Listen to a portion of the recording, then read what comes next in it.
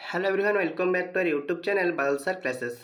सो आज हम स्टार्ट कर कन्ना अष्टम श्रेणी हॉलिडे होमवर्क निमंते जो विज्ञान प्रश्न रही तार समस्त प्रश्न उत्तर आलोचना करवा। ता पूर्व चैनल जो मैंने भी नुआ अच्छा प्लीज चैनल को सब्सक्राइब कर रखुँ एवं पाखे बेल आइकन दबे ऑल नोटिफिकेशन ने प्रेस कर दिंतु। ताद्वारा कौन हम ना जिते बड़े मो भिडियोटी अपलोड करी तुम निकट में सर्वप्रथम नोटिफिकेशन टी पहुँच बुझे। सो डेरी नक भिडियोटी को स्टार्ट करवा।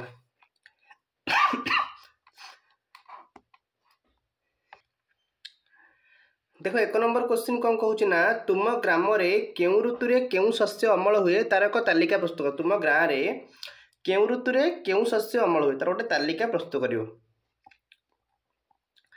देख जमी ग्रीष्म ऋतु रे पनीपरिया तरभुज पणस आंब, वर्षा ऋतु रे धान मक्का सोयाबीन चिनाबादाम कपा बाजरा, शीत ऋतु रे गहम जब बुट मटर सोरिष राशि आ विभिन्न प्रकार डाली। क्लियर। नेक्स्ट 2 नंबर, तुम घरे प्रस्तुत होइतिबा आचार प्रस्तुति प्रणाली लेख और किपरि अधिक दिन पर्यंत संरक्षण करा जाई परिबो सेटा को लेख। ना लेखियो प्रथम आंब को भल भाव धोई काटिदेबा, खरारे आंब को गोटे दिन सुखाइबा, हलदी और लुण पकाई घांटी देबा, सोरिष जीरा मेथी पानमधुरी सुखिला लंका को अल्प समय भाजंतु, आ सोरिष तेल गरम करवा एवं मसला गुंड को गुंड करिया, मसला सब गुंड करिवा। आंब सहित जुआणी लुण चीनी विनेगार तेल और मसला गुंड मिसाई देवा, जोटा कि खरारे सुखाई दि जाए गोटे जार रे से सब कौन साइतिकी रखा। अधिक दिन संरक्षित कर उपाय कौन ना, लुण और खाइबा तेल अणुजीव वृद्धि रोकी था, चीनी जलीय अंश को कमाई दे बीजाणु वृद्धि रोकी थाए, आ विनेगार एगुड़ी को नष्ट होगा दिए ना। यही पद्धति बीजाणु माने बंची पारती ना। क्लियर।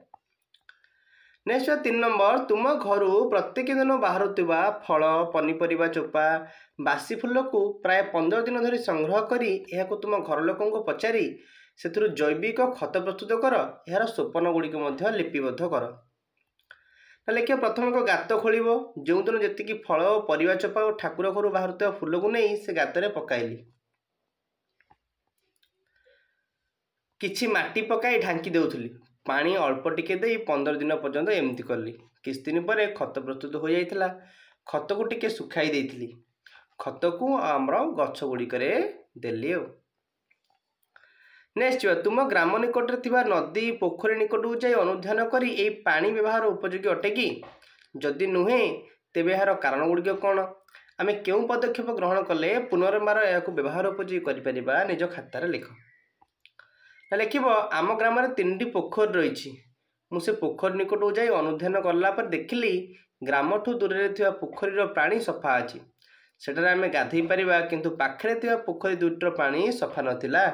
यार कारण गुड़िक कौन होची ना, आम ग्राम लोक मैंने घर अलिया आवर्जना सेठारे पकाई देउछंती। लोक मैंने गाधेवा समय साबुन और डिटर्जेंट फेण दांतकाठी सर्फ जरी साबुन खोला इत्यादि पोखरी रे पकाई देउछंती। पोखरी हिड़े मलमूत्र करुछंती, पशु मानू गाधोइबा बासन कुसन सफा करवा, यही सब कारण से कौन दूषित हो जाइए। तेणु यह रोकने पदक्षेप कौन नवा, जमीक ना नर्दमार दूषित जल को पोखरी को छाड़ा नहीं, चून और ब्लीचिंग पाउडर पकाइबा, शौचालय में मलत्याग करवा, पानी बाहर को आनी पशु मानू गाधेइबा। ओके। आउ एवं गाँव रे एक जन सचेतनता रैली मध्य करिबा। क्लियर। नेक्स्ट, खरा दिने प्रत्येक अंचल में प्रतिदिन विद्युत काट करा जाय थाए, एहा द्वारा आमे केउ असुविधार सम्मुखीन होइथांती और केउ उपाय अवलंबन कले विद्युत काट हेब नै बोली भाबुच ता खाता को लिखियो। जेमति कि आमे पाठ पढ़ी पारुना, बहुत गरम और गुलगुली होउची, बुढ़ा बुढ़ी माने बहुत कष्ट पाउछंती, फसल को बापा पानी मड़ाई पारुनाहांती, राति रे अंधार देखी चोर माने मध्य आसुछंती। ओके।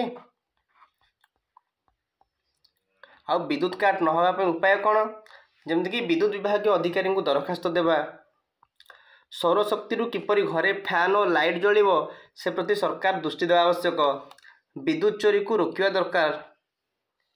एतिक होउची हमर कथा।